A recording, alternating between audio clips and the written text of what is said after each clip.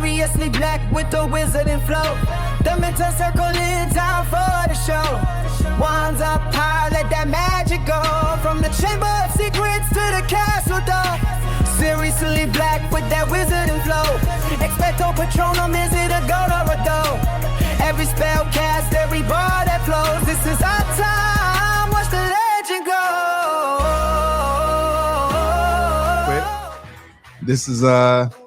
This is Morty and Ant, and we're here with Seriously Black, a radio show about Harry Potter from our perspective.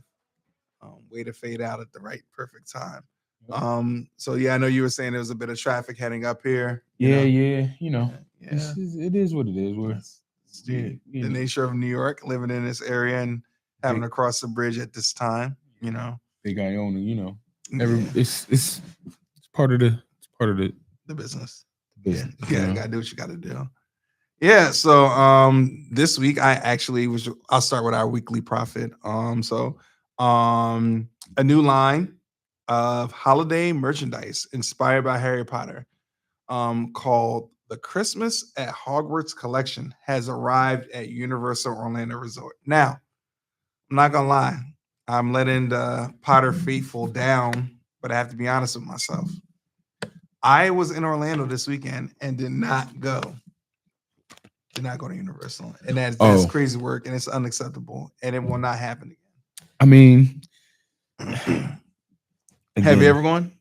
No, my experience with Harry Potter is very much the books, the movies, but like I haven't had the time really to go and go to any of the action parks or anything like that, or even to the Cursed Child, which is over here in New York. I'm also a little wary of the commercialism of it, where it's like you go to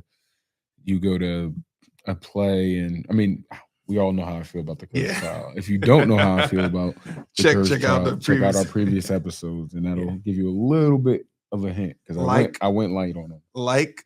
Subscribe. Absolutely. But I'm not bending over backwards to go to the Cursed Child. I would like, I mean, I saw recently that I think it's Japan has like the biggest Harry Potter esque universe kind of action facility. I don't really go to adventure parks much. Me either. I'm not anyway. I guess that would be like a family thing, at some point. I do feel like it's something that we got to do. I mean, no, we got to give it something that we'll look into. Yeah. But I think that it's definitely more for giving children kind of that experience, and it has the nostalgia for the older adults. I kind of feel strange about being like a grown man just going up at a park, floating around. Yeah, it's Potterville. I think I need the wife and kids to camouflage my my. You know what's weird is that it's, from what I've heard, there's almost more adults than the kids in these things. No, for sure, because I mean, we can afford it. Yeah. Oh, I know they come. I know they're hitting for a bag. Oh yeah. I know they hitting. They knock you over the head. Yeah, they knock you over the head. They $180. I already know. I already know how they coming. Not galleons either. Yeah. Nope. Cash dinero. USD. I need that. Yep. I already know how they hit. Yeah. You go in there like you're a Potter, you leave like a Weasley, boy. You leave crawling around your Gringotts. Scrounging for change. Yep, trying to get them last little embarrassed open your sickles. They got me. Yep, I already know how that's gonna go. Yeah, for sure. Cold band. Yeah, maybe one day we'll get to it. Power faithful. Maybe one day. You gotta pay some more bills first. Definitely got to pay a couple more bills. Yeah, for sure. So I don't know if you've seen this, but Warwick Davis is set to reprise his role as Professor Flitwick in the Harry Potter television series. I don't know if you knew that, but he also was what character? He was Flitwick and another character. Was he Grip Hook? He was Grip Hook. Yeah, I mean, but see, I mean, I know if you Warwick Davis is a very well-known, I believe the term is LP. Yeah, something like that. Shout out to my boy Tebow for educating me on that. Yeah, I ain't heard about him in a while, man. I'm just saying. I see him in that the Grip. he educated. I had to ask the question one day. He educated me. This is the socially acceptable. Warwick Davis is a very well-known little person who plays a lot of iconic roles. Yeah, really. The prominent roles. Wasn't he the Leprechaun? I believe he was Leprechaun as well. Really? Yeah. We might have to look that up. Yeah, I have to look that up, but I'm pretty sure he played and at least in some part installment. Definitely when I was growing up, I'm pretty sure it was Warwick Davis. But you know, there's several roles. I forgot the guy's name. He's played Mini-Me. I forgot his name. I think it's Vern something. Yeah. He also frequents similar kind of roles everywhere. Obviously, Peter how do you say his name? Dinklage from Game of Thrones has become but Peter Dinklage. Definitely Dinklage, yeah. Definitely Warwick Davis is among the titans of his particular typecast. Vern Troyer is the person that plays Mini-Me. Yeah. He is also I believe in the movies. He plays something in the movies, I think. In Harry Potter movies. Yeah, if you check his IMDb. Mm-hmm. But he's the point was that he's a prominent LP actor, if we're gonna call it anything. Mm-hmm. So Warwick Davis is, I mean, again, among the titans in that. Mm-hmm. Sure, for sure. So it's definitely cool that he's coming back, but like, who else will fill that gap? Who else are you gonna get? Who's not Warwick Davis? It's like you're not getting Peter. Well, I'm just saying you're gonna get someone who's not Warwick Davis, and then Warwick Davis is like just what on the sideline, like when they went to whoever the casting director is, when they are looking at we want Warwick Davis. Like it's really just a matter of if he wants to do it or not. Yeah. Mm-hmm. If he wants to do it, he's got it. If he doesn't want to do it, then you know what I'm saying. Mm-hmm. That's really what it boils down to. Then you get next man up. Mm-hmm. Yeah, for sure.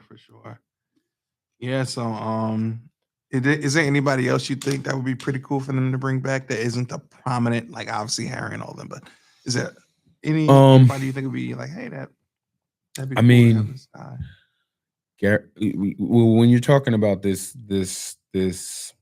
series, it's a British series, so you got to go through your British actors. Jason Isaacs is one of my favorite British actors, honestly. Yeah.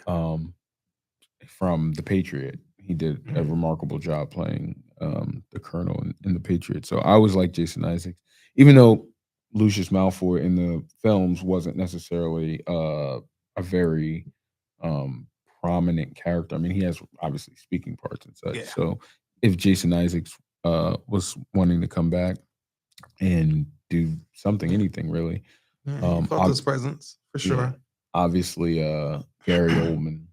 Yeah, Gary would be awesome in any role, in anything is great. Even though my favorite Gary Oldman role is Zorg from Sixth Sense, the Fifth Element. Yes. Yeah, that's my favorite. Yeah. That's my favorite. He's always amazing performance in that film. Yes, he's always that. Whenever I see him, Zorg playing Sirius Black. And then my favorite British actor is no longer with us, Alan Rickman. And it's crazy because like I know all these British actors, but I know them from something else other than Harry Potter, and they like Alan Rickman. This is gonna sound strange, but I loved him in Galaxy Quest. It's funny, but like he's almost playing Snape in Galaxy Quest.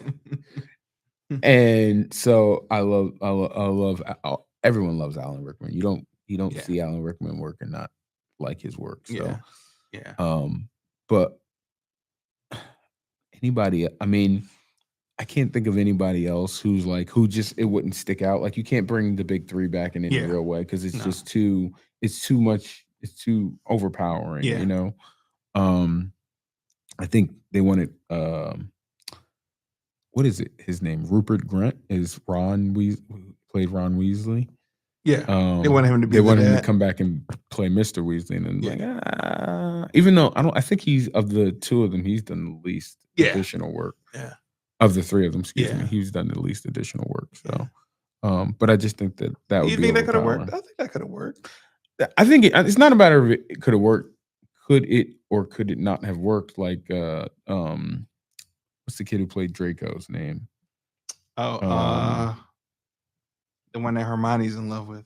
What? Well, Tom Felton. Tom Felton. Yeah, she actually really did. She had a big crush on him. Yeah, I was blanking on his name, but Tom Felton coming back as Lucius. See, I think that's a good fit. Yeah. But you haven't really seen Tom Felton in too much else. He's in Cursed Child now. Well, I'm just saying in general, like he's not like none. It's Cursed crazy. Child owes me a check. The way I have been fighting. We about to have a button on this thing for the Cursed Child. Just believe it. Can we censor the Cursed Child when it comes up? Like every time I mention it, just bleep that joint out. That 10 seconds out. Yep. But no, the I think Tom Felton as Lucius Malfoy makes sense. Yeah. It's crazy that none of them really blew up super big, but how could they? I mean, they were in the epic film. They were already big of their time. Yeah, I think Emma was the closest one. Yeah, I mean Emma did a couple of other things, and she's I loved her in The Perks of Being a Wallflower. I haven't seen that. Phenomenal movie for those who haven't seen The Perks of Being a Wallflower. I think so much with them, and what I've listened to their interviews and stuff. I think so much of them were just like almost like a Harry Potter-esque kind of thing. Like, just can we be a little normal for a little while? Because they were like child stars, and then this took so long, so they were going into like early adulthood as it was ending. And I think part of it for them was can we just have a little bit of normalcy to see what that's like first? So I think that's kind of why none of them, like, I don't think any of them went like head on into like, let's just full show business. Yeah. Blow it up. Let's go. Yeah. So, but that was a interesting thing that, years later, recognizing that none of them really blew up, and everyone who was big is already big. Yeah. So the last one for the our Daily Prophet news is apparently there is going to be a traveling Harry Potter, the Forbidden Forest experience. It's going to be opening in region soon. This will be in Chicago, Vancouver, and Brisbane. Thoughts? Interested? You go? You don't go? I mean, again, is it more like a? Am I going? No. I'm not a thrill seeker type of person where I gotta pay money to go put myself into some kind of ordeal, right? Now, obviously, this is all just fanfare. Forbidden Forest. It's not the real Forbidden Forest. If it was some real Forbidden Forest type stuff, I mean, you hear somebody lose a leg or something like that, then it'd be like, okay, this is the real. Where do I sign up? Exactly. Well, now we're talking Forbidden Forest. You talking about pictures and fake boohoo person grab you. Exactly. You're talking about a glorified haunted house. Yeah. But is it that's not necessarily my thing. Just in general, like forget Harry Potter aside. I'm not like, I mean, I go to Six Flags, get on the roller coaster. That's cool. But like, rock climbing or spelunking and going in these caves and just that ain't you. Yeah. Skydiving. Yeah, I'm not doing the parkour. I'm not doing that. Yeah, bungee jumping. No, thank you. Yeah, it's not for me. All right, so let's jump into it. Fact or cap? Here we go. All right, so let's start with a good one here. All right. Dumbledore made Ron's name taboo for Harry and Hermione in the Deluminator. The first time they used his name without him around, he heard it, and the Deluminator took them to their general area.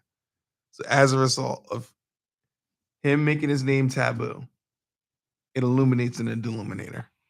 Fact, Cat, does it make sense to you? What do you think? I wouldn't.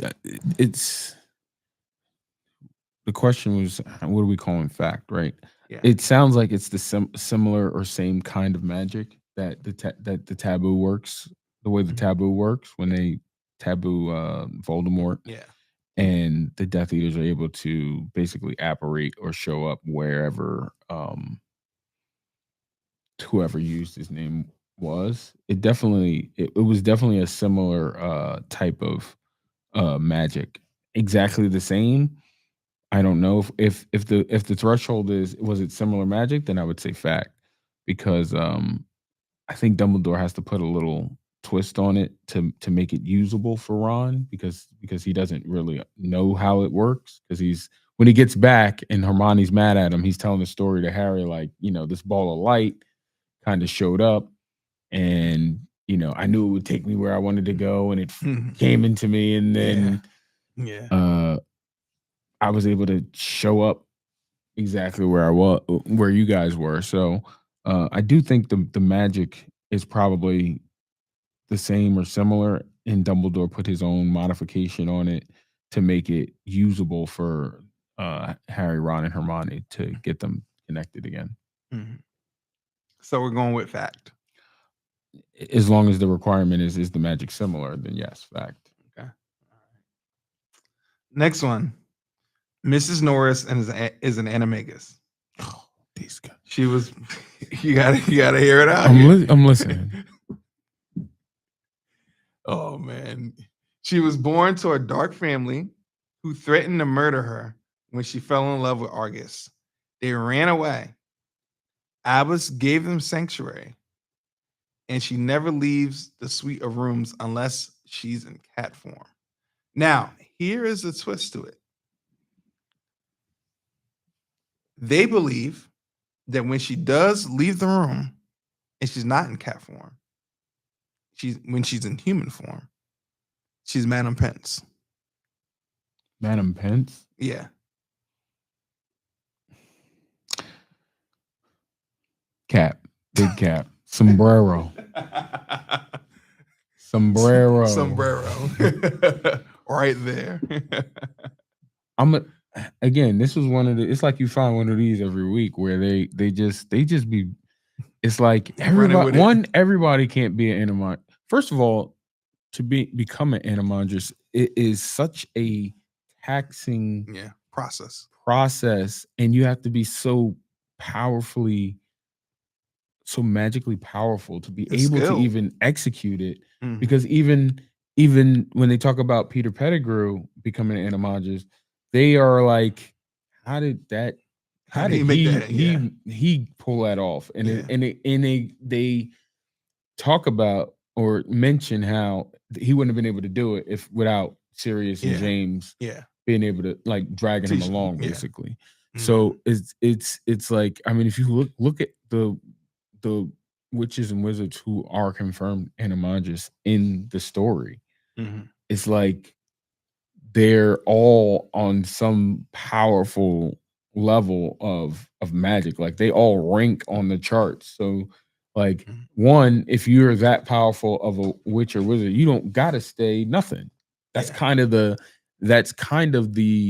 remarkable, or that's the why Peter Pettigrew was able to get low for so long, is because generally, if you're a powerful enough witch or wizard to turn yourself into an animondress, especially at such a young age, that you don't need to be you're in the talented elite. Yeah. You don't need to be staying your whatever your animal is. So the fact that Peter Pettigrew stayed the rat for so long, that was like, oh, that can't be Peter Pettigrew. He's been a rat. Exactly. So this whole Hedwig is an animondress. No. Now, there are other things that this is my problem with these theories, that there's other ways that in this universe that people become animals. It's not just them being animagus. Like Nagini, as we know from Fantastic Beasts, is starts out her story as a woman, as a girl, and ultimately has the blood curse that turns her into a snake. So these theories that people are coming up with would be much more believable or easier to digest if they weren't just based on some random wizard being this super powerful entity that's just willing to remain an animal for such an extended period of time. So, like I said, sombrero, big cap. Awesome. All right, let's do the last one. Aberforth gave Felix Felicis to the Golden Trio before the Battle of Hogwarts. It gives luck to anyone who drinks it, and he believes, or the theory is, that allowed Harry and his friends to survive the Battle of the Astronomy Tower. I mean, that's just, they're just throwing spaghetti at the wall. Because, like, okay, what? Anytime Felix Felicis has been used. And let me give you a little bit of context to it. There was a passage in the book in which he's feeding the kids. No, I remember. They go to the Hog's Head. Well, first they operate into Hogsmeade. Yeah. The caterwauling charm basically is set off, and Aberforth basically bails them out, and then steps strong to the Death Eaters. Like, I'm gonna do what I want to do. Y'all, deal with it. And I remember Aberforth feeding them, and all of that stuff. But I think that anytime Felix Felicis is mentioned, even when Harry Fick gives Ron the Felix Felicis for the Quidditch match, it's mentioned. Yeah. So the fact that it's not mentioned makes this cap.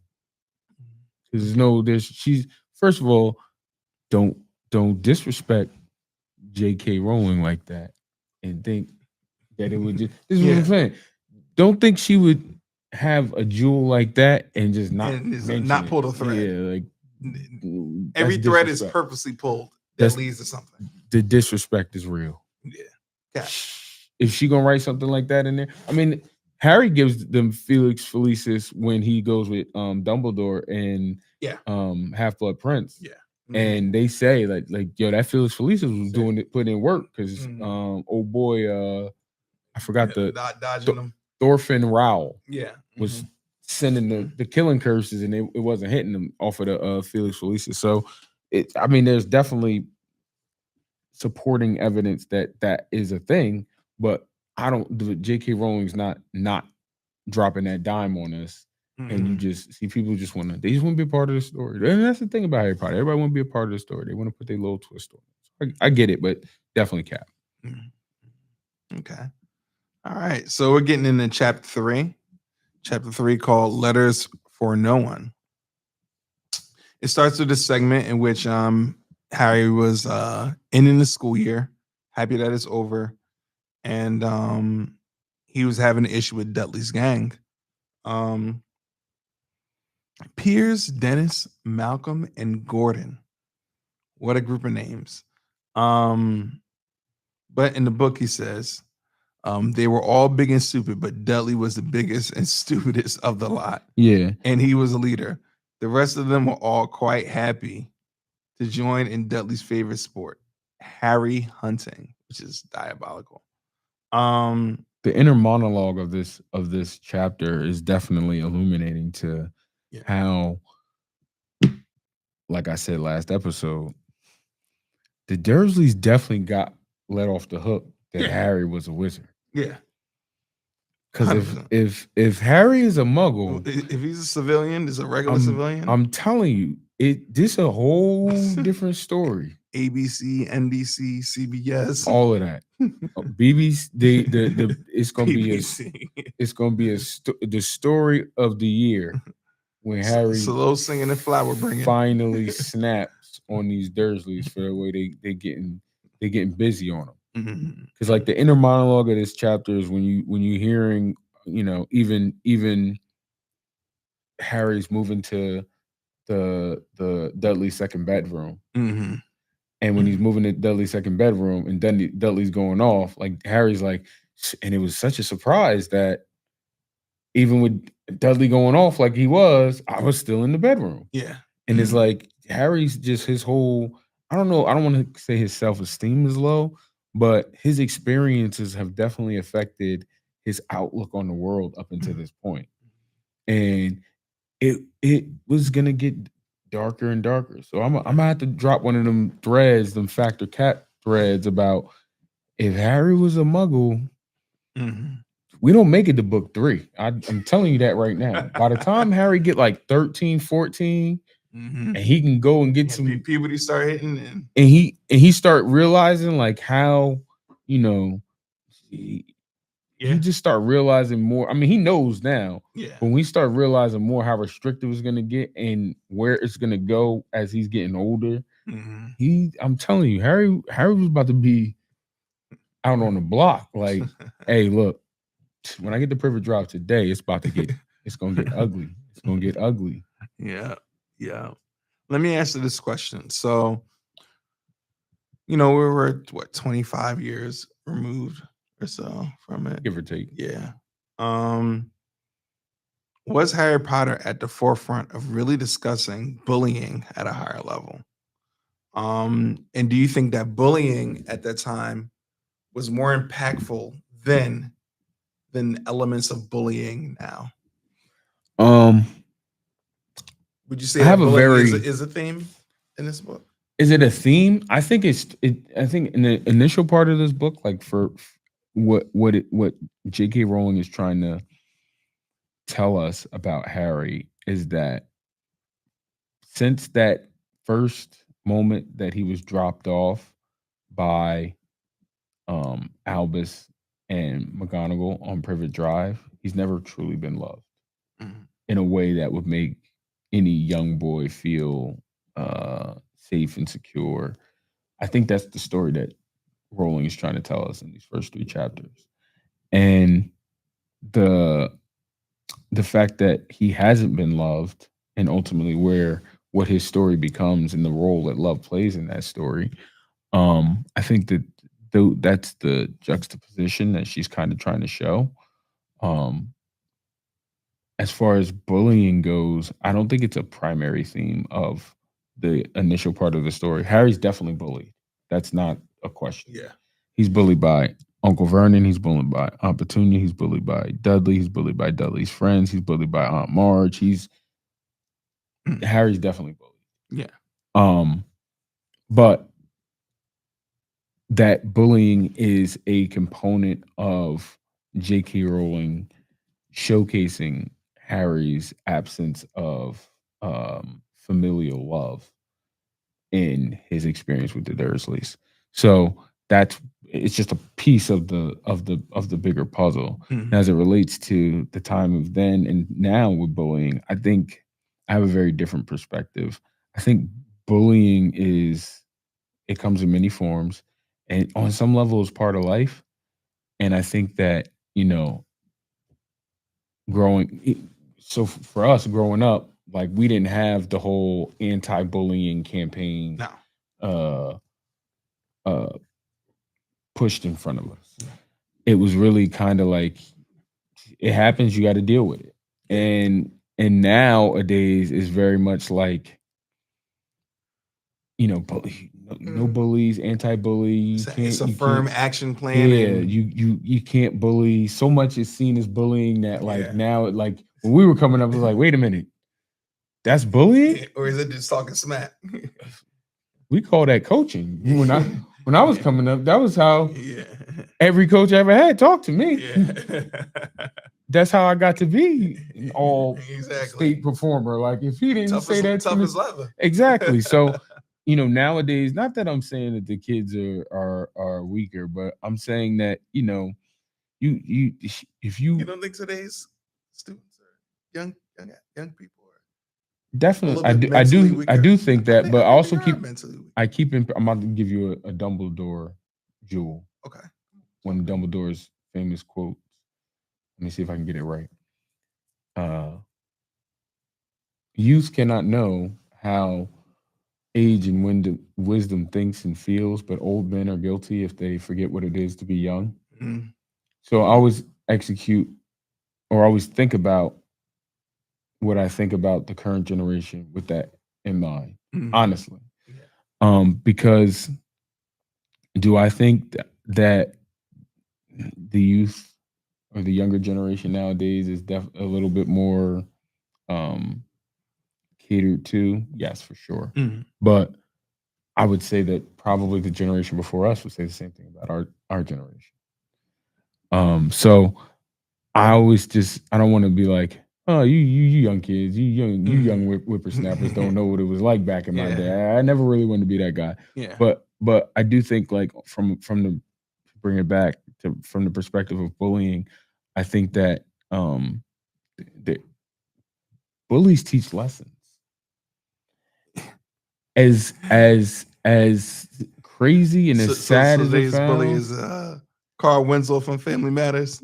No, I'm just saying Aristotle. bullies teach lessons and every like life lessons that we get through life. Like we grew up, we played football. Okay. There's so much we learned and we took from playing football Yeah. that you learn about life through the Yeah. game. Mm-hmm. And there's some things that you can't learn in the classroom. And dealing with bullies is something that you need to learn. And there's so many. Streets. I can't tell you how many times I'll be speaking to a young person about whatever ordeal they're going through, and they're like, and this happened, and I'm like, and they say it with such emphasis, like, and this happened, like I'm supposed to get a reaction out of it, and I'm just looking at them like, with the rest of it.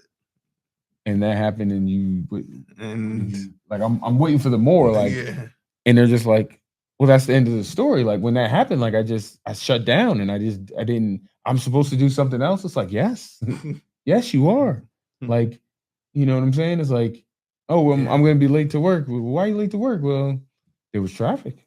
Like, okay, so did you plan for there to be traffic? Like what's the workaround? Exactly. It's like, no, there was traffic. That's the end of the story for them. Yeah. And that comes with not really having a to solve problems. Yeah. The generation after us and so on down the line had thinkers. So many problems solved for them that when it came time for them to solve their own problems, it's like it's way more of an ordeal than it should be. And I think that's part of the lessons that bullies teach. I'm not advocating for bullies. That's not what I'm saying. I'm saying that there are things in life that can only be learned through adversity. And as adversity goes, bullying is probably less on the lesser side of adversity. I mean, there's extreme bullying. Harry's probably going through a certain level of extreme bullying. I'm saying, had Harry kept going through this level of bullying, he probably was going to flip the script and get busy on somebody. I feel confident in saying, if I ever met J.K. Rowling, that would be one of the questions I ask. Like, hey, let me ask you a question. If Harry, in your professional opinion, if Harry isn't a wizard and he's subject to the raising and his life experiences with the Dursleys, does he just up and off them at some point? Like, I'm just asking her just to see what she says. Inquiring minds. I know the story came full bore in her mind when she tells that story, but I'm confident that Harry was not going to take that laying down forever. I don't want you to overthink this. We're going to move past. I got to ask this question real quick. Most impactful bully from a book or from a TV show? Most impactful bully? The first bully that comes to mind is like, he's a killer. Who? Like he's a killer. Like who? What's the bully that comes to mind? I mean, it's many bullies. I couldn't. There's no right answer to that. Not because I don't want to overthink it. The thing is, different bullies teach different lessons. And what lesson do you think Debo taught? I think Debo taught the lesson to the hood that eventually you got to figure out where your line in the sand is. Like, I mean, not to turn this into a Friday podcast, but you know, for Craig, it was like, yo, you're not about to disrespect me alone like that. That's like what that. we're not gonna do. Exactly. Like it was all everything else was cool. You're gonna push my man around, you're gonna snatch my man chain, you're gonna knock my man out. You could do all of that. But you're not about to disrespect Nia Long. You know, them telling that story, seriously black, protecting a young black sister. That was Ice Cube's line in the sand. And that now, hey, listen, and this is part of the story in because Voldemort's a bully. Yeah. Like 100%, yeah. this is part of the story. That's why I was kind of in Harry Potter, where Harry, one of the reasons why Harry's we're gonna go a little bit deeper. Yeah. One of the reasons why Harry's wand beats Voldemort's wand during prior incantatum is because Harry realizes like he could kill me right now and I could die, but I'm going out standing. I'm going down standing up, as my good brother Morgan Freeman would say. So I'm that's the lesson that bullies. That's a lesson that bullies kind of teaches. You gotta be ready to stand up. You gotta know where your line in the sand is. You don't gotta be reckless, but you gotta be Debo's lesson, Voldemort lesson. Hey, look, this is the limit. I'm willing to die about mine right here, right now. Let's go. Yeah. I don't know why this line came in my my mind, but Debo, my mama gave me that chain. But I want to say this, shameless plug, Hustlers Don't Cry. I want to shout out our first official sponsor that shot me some merch to wear on the show. So cool. Hustlers Don't Cry. Check them out. Good stuff. Shout out to D Goods, DC Worldwide. Where mine at? I got you. We ain't doing good enough for two. This came fresh. This is fresh out the pack from Nashville, but I got you. Next week we got some stuff. Nashville, I got folk down there. Yeah, definitely, for sure. But shout outs to Hustlers Don't Cry, the brand. They do good stuff. Yeah, so let's get back to it. So segment from the book. Harry, on the other hand, was going to Stonewall High, the public school. Dudley thought this was very funny. The stuff people's heads down the toilet the first day at Stonewall, he told Harry. Want to go upstairs and practice? Harry says, no thanks. The poor toilets never had anything as horrible as your head down it. It might be sick. Then he ran before Dudley could figure out what he said. Quick question. Do you think that if Harry stayed, no Hogwarts, anything like that, that the relationship with maturation and time, do you think that relationship would eventually became more brother-like? That it would have eventually figured it out? No. Did separation make it better, or the separation? Well, it's a couple things. Dudley treats Harry how he sees his parents treat Harry. Yeah. All of Dudley's bullying and treatment of Harry come directly from how his parents kind of feel and pass their sentiment on about Harry to Dudley. Dudley is not, and this is why one of the reasons why why he breaks that mold eventually and recognizes that Harry is not what his parents have been kind of portraying him to be. And also this passage where Harry is saying Harry's basically clapping back at Dudley, which is the basis for why I'm saying if Harry was a Muggle, them clapbacks was going to just straight turn into claps. So I just want people to recognize that my analysis comes from not real just world. It comes from real examples. Like I'm not pulling these threads out of nowhere. Harry is clapping back, and he's starting to rebel against the way that the Dursleys treat him. Even as we get deeper into the chapter, when the letter comes, like his uncle's like, give me that letter, and Harry's like, nah, chill. Like this is for me. Yeah. So that's where I'm getting if Harry was a Muggle, it was gonna get spicy for the Dursleys. But no, I think that Dudley is influenced so influenced by his parents that he can't really have a genuine brotherly relationship with Harry because his his perspective of Harry is derived from Petunia and Vernon. I think why that ultimately changes down the line is that Dudley needs to realize that his parents are the problem, and he doesn't really realize that until Harry saves him in the fifth book, where Dudley is in real danger, and Harry does his thing to save both of them, and I think that's where Dudley realizes, like, oh wait, He ain't that bad. He's different, and he got something going on, but he's not against us. He's not the problem. Yeah. And that's where Dudley starts to recognize, like, maybe it's maybe it's my parents who are really the problem here. And then,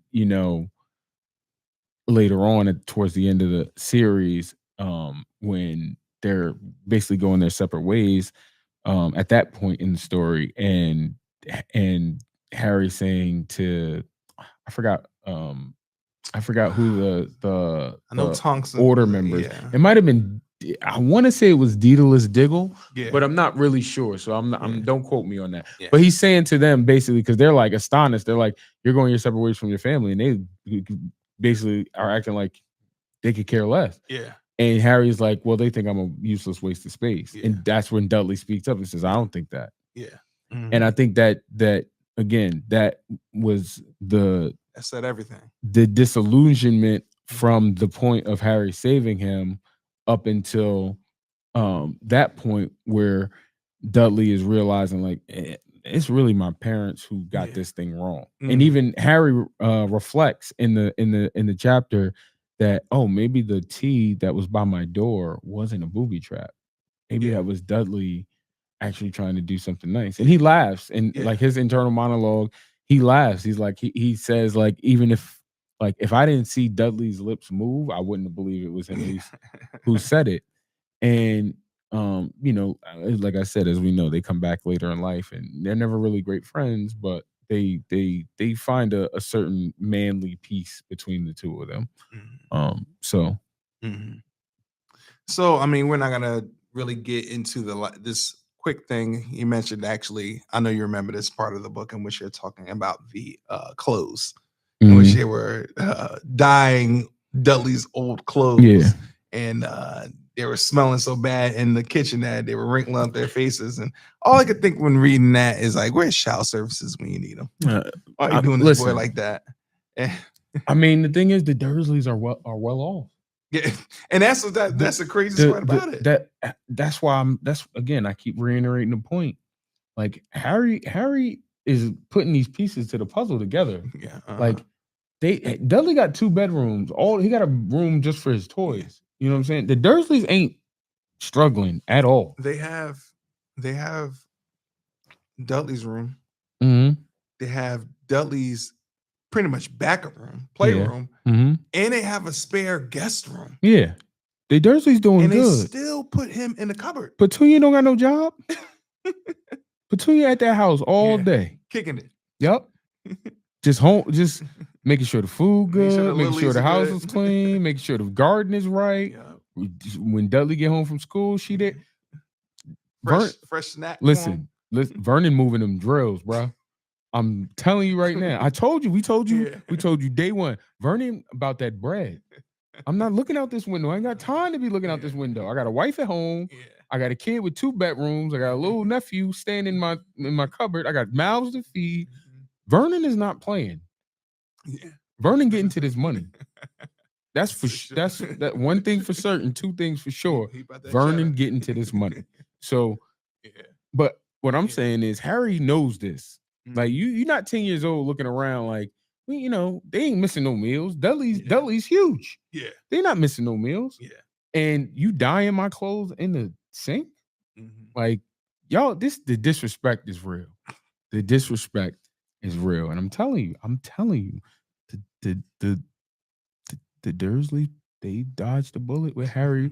They should have been so happy that Harry was not gonna be with them for that much of the time, because he'd just been recognizing more and more. Eventually he gonna snap. Eventually he gonna just be like, listen, I'm sick of this.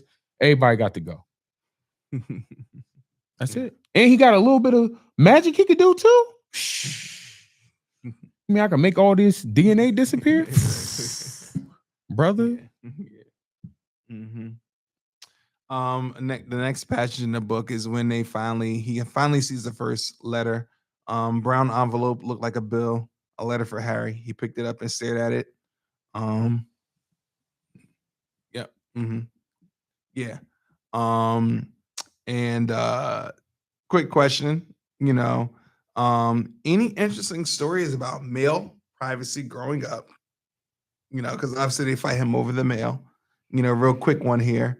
And with social media today, do you think now more than ever, it's, for lack of better terms, more fluid or understanding when parents invade the privacy of the kid and take their mail and do things like that? When you look back at that. I was a good kid Mhm. growing up, so I never really had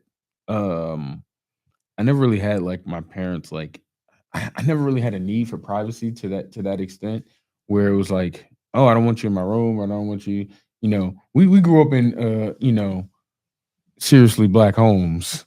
So, you don't pay no bills around here, you ain't got no rights. Yeah. That's the iron gold standard of how I was raised. If I wasn't paying no bills, I don't have no rights. Privacy, what's mine, what's not mine. But I never really had that never really was a conflict growing up. Cause I mean, I wasn't really ever doing nothing that it's like, all right, you wanna come in my room? Come in my room. Like you're gonna see some video games getting played, you're gonna see some underwear on the floor. Like this is what it is. So as far as privacy goes, that wasn't something that I had a big struggle with. Mhm. As far as other people though, I think I'm not a parent, Mhm. but I think it's important for parents to be engaged in what their kids are doing. On whatever level that is. I think it's important for a couple of reasons. One, as a sign of love. When you're as a kid, when you know your parents are looking around and paying attention to what you're doing, you know that they care. Mhm. And that should and usually does make you do better. And then two, because these kids nowadays be getting into all types of wild stuff Brother, that somebody there this should be episode about some the Finstas and all that type of stuff, man. It's crazy. there needs to be some adult supervision on stuff. It's so easy nowadays to live an automated life where you don't really have to do too much. I mean, how many times you see, parents in the mall and their kids, they just sit on an iPad or something like that. It's so easy to do that nowadays. Whereas, when we were growing up, not to get too out of hand, but I've been remember being a little kid and your mother could freeze you with a look. Yeah. Mhm. You'd be like, you'd right be look at the right somewhere like time. you go into Walmart or something, you see the toy section, you like, oh, I'm definitely going over there. And you get that look. Let me Don't go ahead and touch nothing. don't touch nothing. Don't You're even not look, getting nothing. don't even look at it. Don't look at nothing. Like you Mhm. it was a different time. But now, you go see kids on Yeah. Breaking the stuff. iPad. Oh, my son got my phone and they're playing a game. And so it's so easy to disconnect from that parent child interaction. I definitely think probably more of it wouldn't be the worst thing in the world. As far as mail goes, I ain't never get no mail. You couldn't get no mail at my house if you wouldn't pay no bills. What you get in the mail that you have no mail. you have no mail. There's a great quote from Seinfeld. It's like all mail is bills, promotions, and junk mail, and it's like that's all that's in there. It's like postcard. Yeah. Well, ain't nobody writing me, so I'd have been definitely like Harry. Like I get a letter, like, oh, Aunt in the back room on the left. I'd have been looking at that letter the same way Harry was. Who writing to me? No, hold on. And they probably would have went the same way. Like, hey, what you got over there? Who writing to you? Yeah. PSC and G ain't got nothing to do with you. So you know what I'm saying? Like it would have went like that probably on some level. But that's because my parents was like they knew what I had going on. Well, you ain't ordered nothing. You ain't got nothing to pay. What you getting mail for? You know what I'm saying? So no, that was a real thing. So, after this point, the mail starts to come in. It's coming in on a rapid pace. Every day is more and more and more letters. We see some amazing imagery with it. I love this one passage from it in which it say, on Saturday, things began to get out of hand. 24 letters to Harry found their way into the house, rolled up and hidden inside of 24 eggs in their very confused milkman had handed opportunity through the living room window. That's just some great imagery in regards to like the level of intensity and the way they're trying to get Harry this letter. So they, obviously Vernon just going off the deep rail. He's doing everything he can to stop them from getting these letters. This one, Vernon should have learned his lesson. Yeah. Right here, right now. Yeah. He should have learned this should have changed his tune immediately. Yeah. These folk ain't no one to play with. Yeah. Yeah. And I mean, at this point, he goes as far as literally to taking them to like renting a boat, taking them so far away. Yeah. They get to the final space. It's actually going to be Harry's birthday. And, they're knocked out. Harry's pretty much singing happy birthday to himself. What is the wildest birthday or Christmas gift you ever got or known someone to get? That was crazy. That was like wildly disrespectful. Like it's in that book, he got a pair of he got a coat hanger and a pair of Vernon's old socks. What is the wildest gift? Nah, I try to stick around healthy people. I'm sure it's people in and around who have had wild stuff, but I have some friends. I ain't gonna put about that. I've seen some crazy gifts. No, I mean, I got to the extent I don't really celebrate my birthday as much as the people around me would like me to. I'm always trying to get to the money, but the people who are around me have always been very celebratory as it relates to birthdays. So I've had thankfully a good gift experience, giving and receiving gifts from people, and for the most part, the people around me also the same thing. I haven't really seen nothing too crazy like that. I mean, like I said, Harry is going through like a certain level of villainy, childhood trauma, like intentional trauma. Like they're like intentionally inflicting a certain level of trauma on him, because he's different or whatever. So I think that he doesn't really know it because that's all he's ever known. But I think that he once he starts to experience the magical world, I think it starts to dawn on him, and it never really comes up again. But I think it starts to dawn on him like this is wild, crazy what's going on here. And at a certain point in the story, Harry gets to the point where he's just like, I'm done with getting pushed around by the Dursleys. Like enough's enough. Exactly. It gets crazy, but they're definitely pushing him around. Like they're definitely borderline tormenting this 10-year-old boy. Like it's crazy. Yeah. I think we experienced one of our first big end of chapter cliffhangers in the series, in which his birthday hits, and then there's the big boom. The whole shack shivered, and Harry sat bolt upright, staring out the door. Someone was outside knocking to come in, and this is when I feel like the book just goes completely. This is when the story this when the big OG show up. Yeah, this is when the whole storyline goes to like. Yeah, this is what I like to call in the story the hook. Yeah.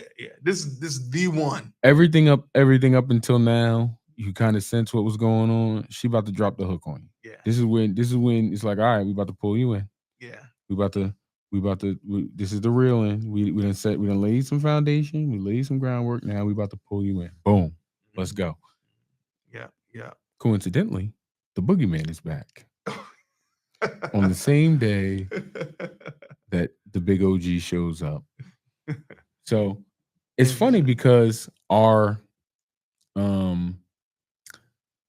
when I was rereading this chapter, right? By the way, Fig is mentioned again in this chapter. Another jewel, just she drops in there to lay that foundation. It's not one time, 2 times, 3 times. It's several times before she pulls that rug. Yeah. But the thing about this chapter that jumps out to me when I was doing the reread was this is where the magic is gonna finally be explained. Yeah. Because up until this point, it's all magical realism. Like Yeah. the letters, we don't know how they got in the house. He handed them through the window and they were rolled up in the eggs and but it's not really being explained at all how it's coming to pass. Yes, it's just like it happened. This is what it is. Deal with it. This is the turning point from magical realism into there's going to be some exposition about the what actually is going on, and it is exciting because, like I said, I call this is the hook because this is when you 3 chapters in, you've been reading, you're paying attention, and now you're like, okay, something's going on. What's going on? Something's going on. Something's going on. Something's going on. And now you're gonna finally get your okay. This is what you were right. This is what's happening. So that was something that was, as I'm paying attention to story structure and storytelling and why her work is so powerful in the way she's telling the story. Like I said, she's given the time to lay the groundwork to let things go on so that you as the reader can experience and appreciate it when the payoff comes. And you're 3 chapters into magical realism before, all right, we're going to explain what this is all really that's going to happen. All right. So we're going to wrap it up real quick. All right. 10 seconds, quick answer. Who won the chapter? Who won the chapter? Well, Harry's gonna win the rest of the. Yeah. So we're going with Harry. I'm saying who else gonna win? Because I mean, really, the postal service. They was getting all that. I'm sure they was collecting something. On that free quan. Yeah, they was getting some. So the British Postal Service won because they was getting that guap off of all of these letters, millions of letters. Yeah, exactly. That's who really won. But Harry, if you're talking about the characters of the story, that's funny. All right, guys. That's it. We're gonna wrap it up. We will see you guys next time. Watch the legend go.